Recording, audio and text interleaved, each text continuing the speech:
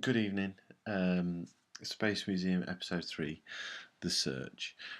Space Museum is turning into a very odd Doctor Who story because, on one hand, we've got this idea of the time travel conceit of Doctor Who being used in a different way, an exciting way.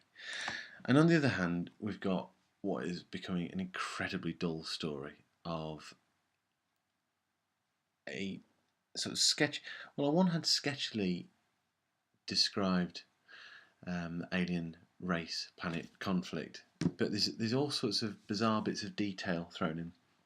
We have a big bit of episode 3 style exposition of the backstory in this episode, being episode 3, which just falls completely flat. We had all the stuff about how many Morok days is a Senelok, which is 3 weeks and a half and a TikTok or whatever it was.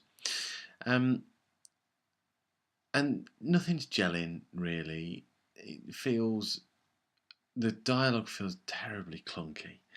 The performances aren't up to much. Although the youthful exuberance of the kids, whatever they're called, Zerons, it's just hard to really buy into it. So essentially, this is not the greatest story in the world by any stretch of imagination. But it does give me an opportunity to say how much I'm enjoying Maureen O'Brien, who plays Vicky, who is the new Susan, who gets an unusually large amount to do this week. Hartnell's on holiday, by the way, which always gives everybody else a lot to do. Ian plays the tough guy role in having a quick fight. Barbara runs off and has one of those moments where her hair goes everywhere. So the one member of the crew who really gets to shine is Vicky, and she basically spurs on the kids to action.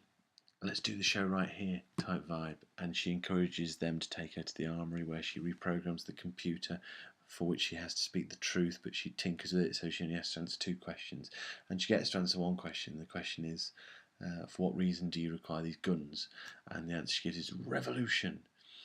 And that and the preceding bits when she's talking to the kids down at the youth centre, where they're going to overthrow the uncool bureaucrats who are just trying to keep them down. That had a nice bit of a zing to it. But fundamentally, it's not the greatest thing in the world, is it? But Hartnell's back soon, so let's see what happens next time round. I was tempted to try and encourage the good lady Dr. Collins to watch the 4th episode tonight, just because I'm in the mood, really.